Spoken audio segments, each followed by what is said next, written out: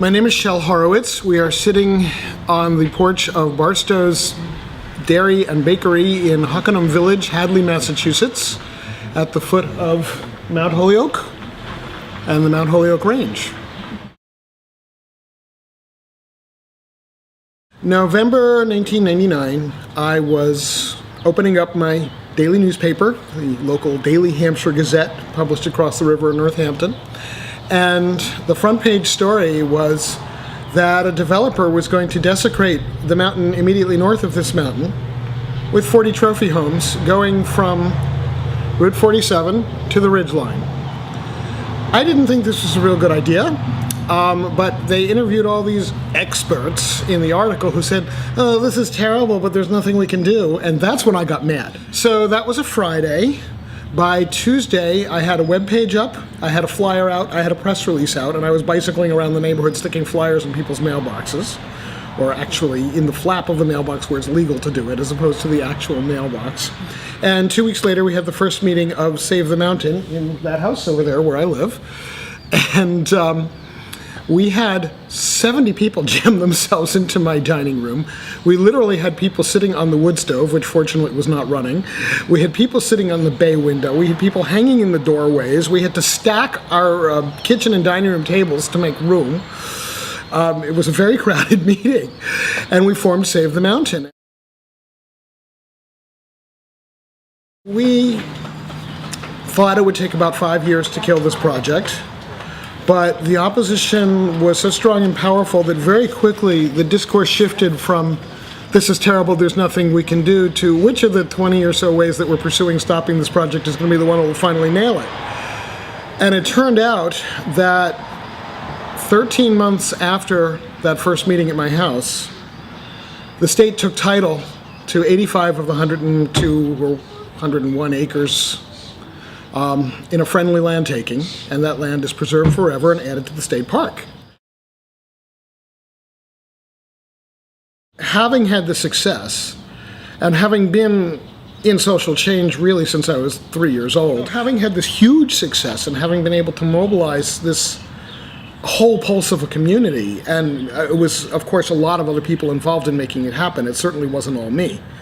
But being the right time, right place catalyst for change there was very exciting. And I decided then a couple of years later, I did the book, Principled Profit Marketing Puts People First, and that really focuses on how business ethics can be a success strategy. And this was something I wrote in reaction to the Enron and WorldCom and Martha Stewart scandals that were breaking all over the newspapers in 2001, 2002. So I decided in 2004 that I was going to start an international movement around business ethics. And I thought I'll try to get 25,000 people to sign an ethics pledge and see if we can create a tipping point so that business ethics scandals will become as unthinkable in a few years as slavery is today. businessethics.pledge.org. The pledge is there. I would love to get somebody from Antarctica and be able to send out some press that we're now in every corner of the world, every continent. We managed to get 6 out of the 7 very early on, and here it is 5 years later, and we still don't have continent number 7. I don't know how many people run a business in Antarctica, but there must be somebody, and I want to find that somebody. I started with the Vietnam War and progressed from there through safe energy, affordable housing, various other issues I've been involved with over the years. The last 10 years, it's really been mostly either about land use and environmental green stuff or business ethics, and there's a huge overlap on that. One of the canons, if you will, of my version of business ethics is that you treat the environment as a steward, and it's not something to run over and exploit.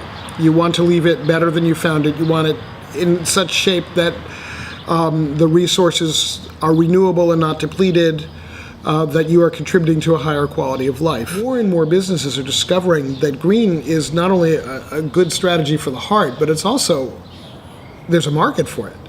People will pay a premium for green products. People will, pay more for organic food, for example, or locally grown, or fair trade, the things that are in harmony with their values. If the price difference is not significant, they don't mind it. When you have fewer challenges as an ethical business, you don't end up paying for lawsuits, you don't end up paying for cover-ups, there's a lot of stuff you can do that is really in harmony with the goal of creating a successful business. I think it's actually easier if you embrace green and ethical principles than it is if you do the old cutthroat ways. And one of the other ethical principles that I talk about is cooperation. That your customers, of course, your vendors, but even your competitors can become a source of referrals for you. This is not something they teach you in B school. You know, when you are a writer or any kind of content provider, people always say, oh, we want to put your stuff up on my blog or on our newsletter. Can we do it? And no, there's no pay in it, but you'll get good exposure. When I am approached as a writer, I will look at, okay, will this really benefit me? Is it, you know, something that has absolutely nothing to do with the audience I'm trying to reach?